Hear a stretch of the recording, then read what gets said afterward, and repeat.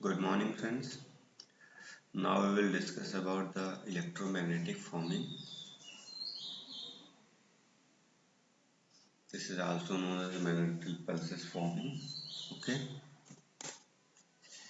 If we will talk about the introduction part of electromagnetic forming, तो हम यहाँ पे देख सकते हैं कि होता क्या है कि लार्ज अमाउंट ऑफ एनर्जी जो है अप्लाई होती है शॉर्ट इंटरवल इन इलेक्ट्रिक फॉर्मिंग इलेक्ट्रोमैग्नेटिक फॉर्मिंग इन मटेरियल्स की ये वो प्रोसेस है जिसमें टाइटेनियम और टंगस्टन एलॉयज जो कि अंडर हाई स्ट्रेन रेट्स में इनकी फॉर्मिंग हो सकती है, तो इनकी फॉर्मिंग हम यहाँ पे कर सकते हैं। जो फॉर्मिंग होती है एक इंस्टेंट हो जाती है, रैपिड हो जाती है, ज़्यादा टाइम नहीं लगता है, इसलिए हम इसे हाई वेलोसिटी फॉर्मिंग भी कहते हैं।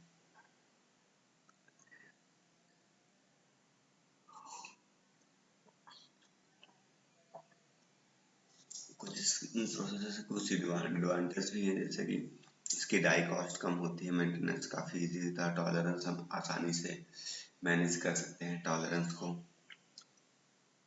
और मोस्टली सारे मटेरियल्स की फॉर्मिंग कर सकते हैं। स्प्रिंग बैक इफेक्ट भी इसमें नहीं आता।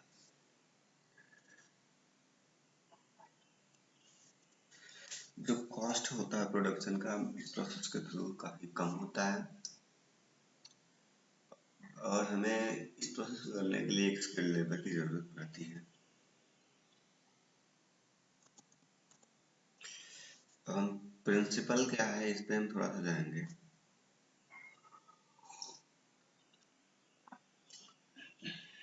लेंस फोर्स का आपके बारे में आपको पता होगा। इलेक्ट्रोमैग्नेटिक फील्ड में जो होता है इंड्यूस होता है फोर्स,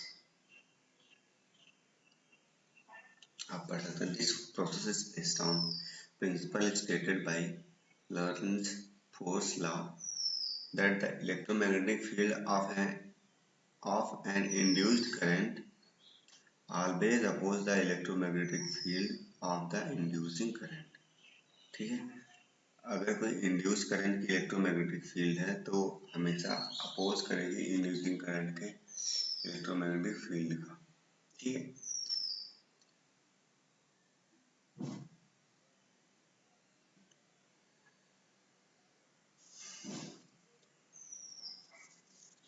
इसमें हम एक कैपेसिटर यूज करते हैं जो कि करंट चार्ज को प्रोड्यूस करता है।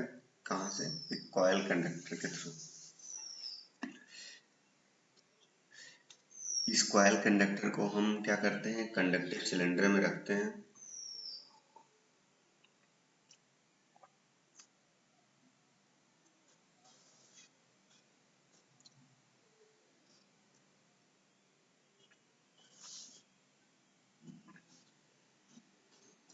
या तो उसे सिलेंडर में रखते हैं या फिर adjacent of flat metal sheet रखते हैं जिसकी फॉर्मिंग हमने करनी होती है।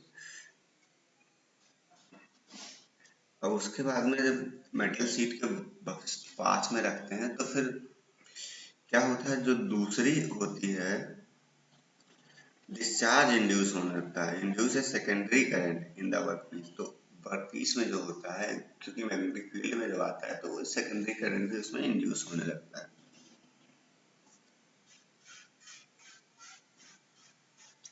और ये सेकेंडरी करंट क्या करेगा, कॉज से दोनों में करंट है तो ये एक दूसरे को रिपेल करने लगेंगे। ठीक है, तो सेकेंडरी करंट रिपेल करेगा इस पर्टिकुलर मेटल को कॉइल के कांटेक्ट में आने से,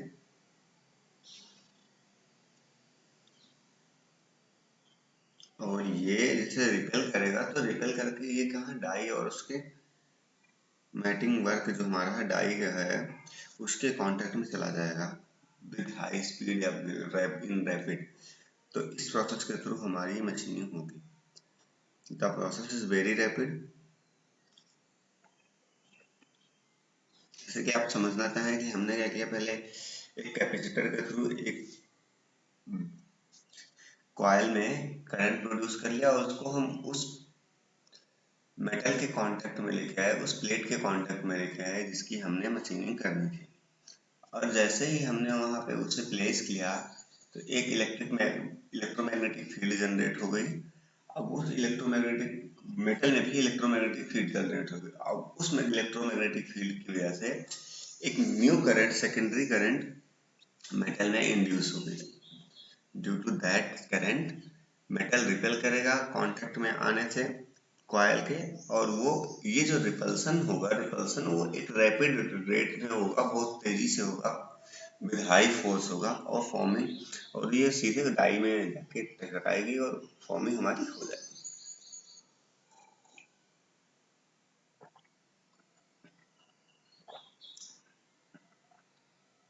थोड़ा सा आगे चलते हैं, वर्किंग कंस्ट्रक्शन एंड डिटेल्स को देख लेते हैं। Setup of EMF of the pulses power generator.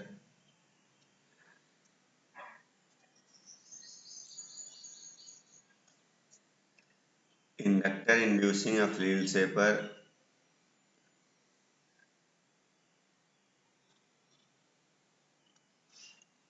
अब पहले एक बार फिगर देख लेंगे। ये आप देख सकते हैं इलेक्ट्रोमैग्नेटिक में कॉइल है, हमारे केबल है इसका, ये हमारा ट्यूबुलर है, सॉरी ये ट्यूबुलर है, ये वर्कपीस रही, ये ये हमारी कॉइल है। तो कॉइल के कांटेक्ट में या सीधे वर्कपीस जो है हमारा वो डाई के कांटेक्ट में चला जाता है।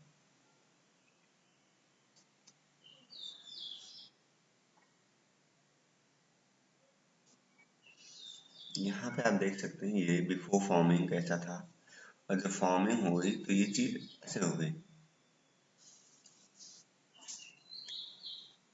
ये देख सकते हैं आप।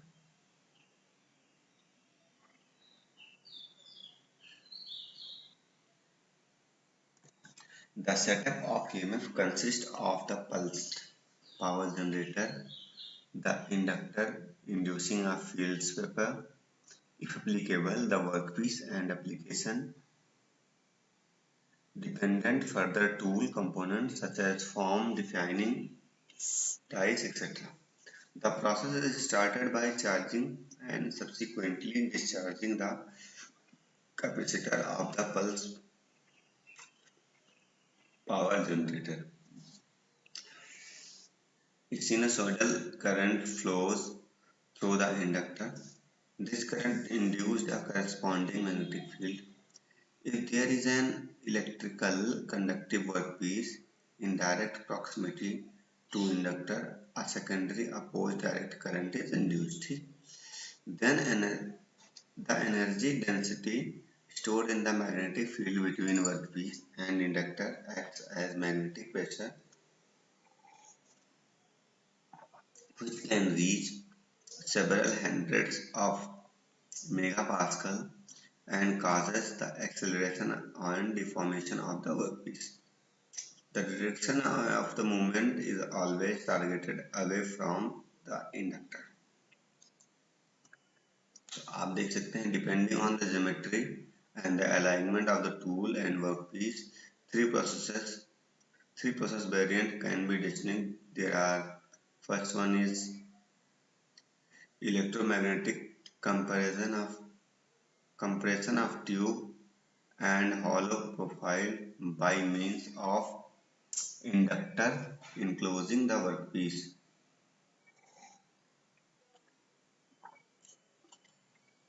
आप इसमें देख सकते हैं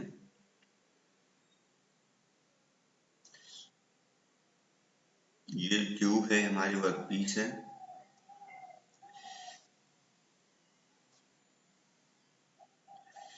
ऊपर हमने एक ट्यूबुलर कॉइल लगा दिया है। तो कॉइल में क्या होगा कि करंट इंड्यूस करा देंगे, फिर जब सेकेंडरी करंट इंड्यूस होगी तो आफ्टर बिफोर फॉर्मिंग ये दिखेगा आपको, आफ्टर फॉर्मिंग ये ग्रुप्स कट हो जाएंगे। दूसरा हमारे पास है इलेक्ट्रोमैग्नेटिक एक्सपेंशन ऑफ ट्यूब्स।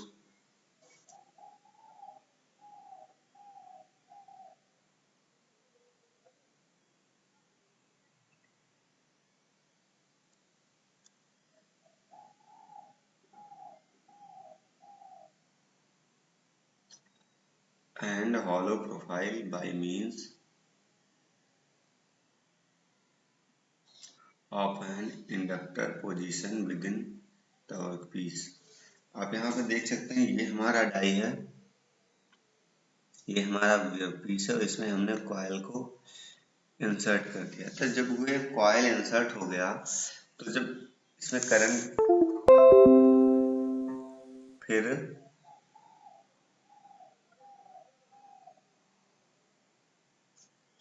जब रिपल्शन फोर्स एक्ट करेगी तो हमारा ये जो मटेरियल था ये हॉलो शेप में कन्वर्ट हो जाएगा, ट्यूब में कन्वर्ट हो जाएगा।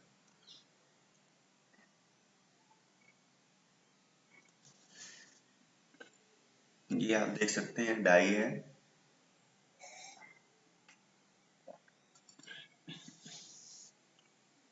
वर्कपीस नीचे, दही वर्कपीस के नीचे हमने कॉइल रख रखा है, कॉइल में हमने करंट इंड्यूस की तो वर्कपीस सीधा डाई पे इम्पिंच होगा, डाई की तरफ टूवर्ड मूव करेगा और हमें ये वाली फ्लैट स्पेसेस मिल जाएंगे। ठीक है, प्रोसेस पैरामीटर की हम बात कर लेते हैं। प्रोसेस पैरामीटर में जो पहली चीज है वो है वर्कपीस की थिकनेस।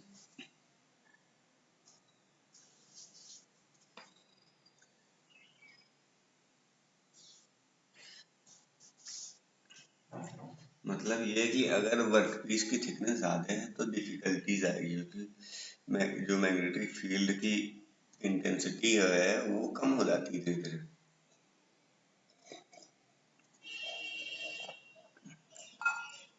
दूसरी क्या है, electrical conductivity.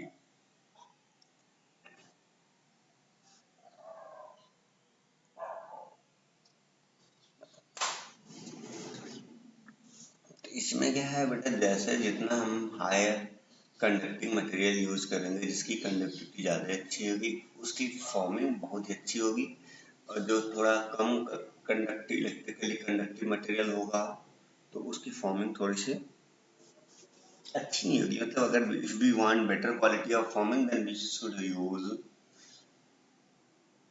Good conductive materials. और एक फ्रीक्वेंसी है, फ्रीक्वेंसी के बारे में देखते हैं क्या है।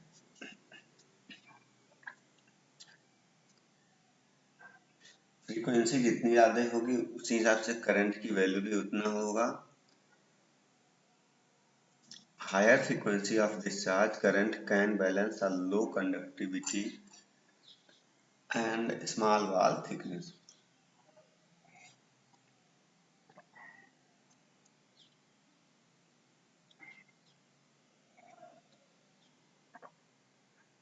जितना अच्छी फ्रीक्वेंसी होगी तो उसमें करंट की वैल्यू बढ़ जाएगी, तो कंडक्टिविटी अगर कम भी होती है मटेरियल की तो वो मैनेज हो जाएगी यहाँ पे।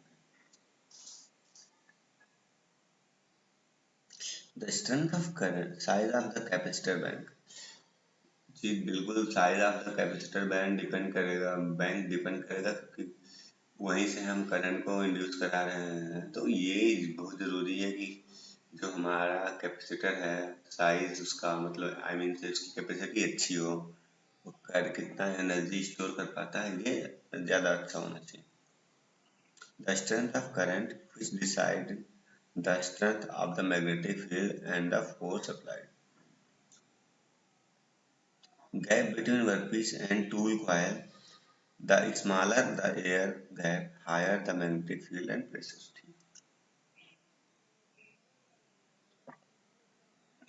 तो जो हम सारे प्रोसेस में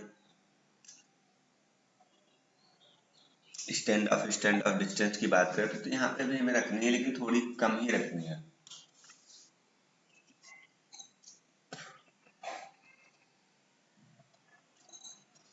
winding of the coil for each pulse generator and each forming task existing an optimum number of turns। सबके लिए पर्टिकुलर नंबर ऑफ टर्न्स की जरूरत पड़ती है, तो अलग चीज। एडवांटेजेस को हम देखते हैं। अगर हमें स्मॉल ट्यूब्स की मशीनिंग करनी है, सॉरी फॉर्मिंग करनी है, तो उसके लिए एक्सेलेंट प्रोसेस है ये।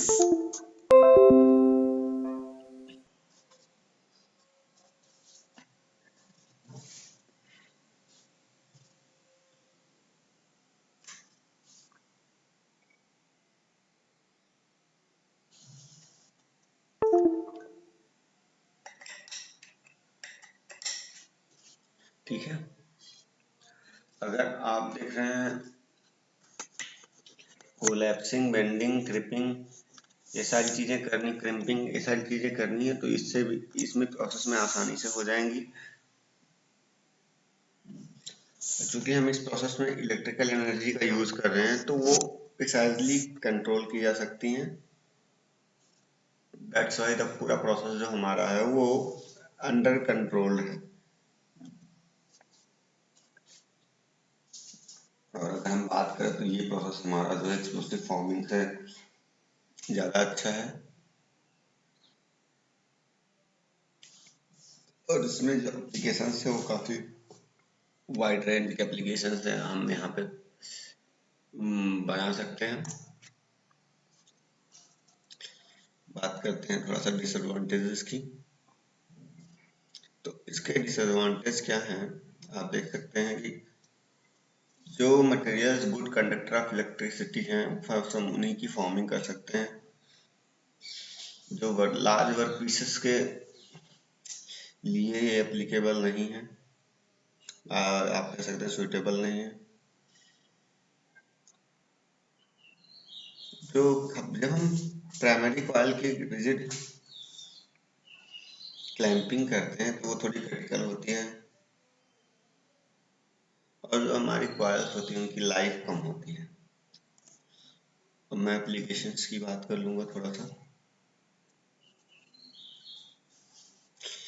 जैसे हम पहले बात कर सकते हैं कि वाइड रेंज है इनका इसके, ठीक है। तो variety of forming and assembly operations कर सकते हैं इसमें। Crimping of coils, tubes, wires, ये सारी चीज़ें कर सकते हैं। Bending of tubes into complex shape भी हो सकती है। ब्लगिंग ऑफ थिन ट्यूब भी हो सकती है।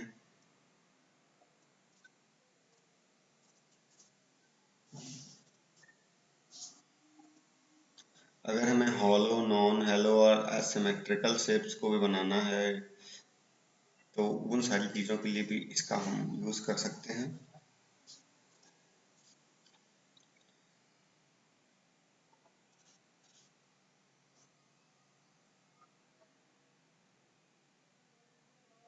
अगर हमें फ्लैट डिस्क में भी कोई शेप देना है तो उन सारी चीज़ों के लिए भी हम इसका फ्लैट कॉइल का यूज़ कर सकते हैं। पियर्सिंग, शेयरिंग और रिवेटिंग के लिए भी हम इलेक्ट्रोमैग्नेटिक फॉर्मिंग का यूज़ कर सकते हैं।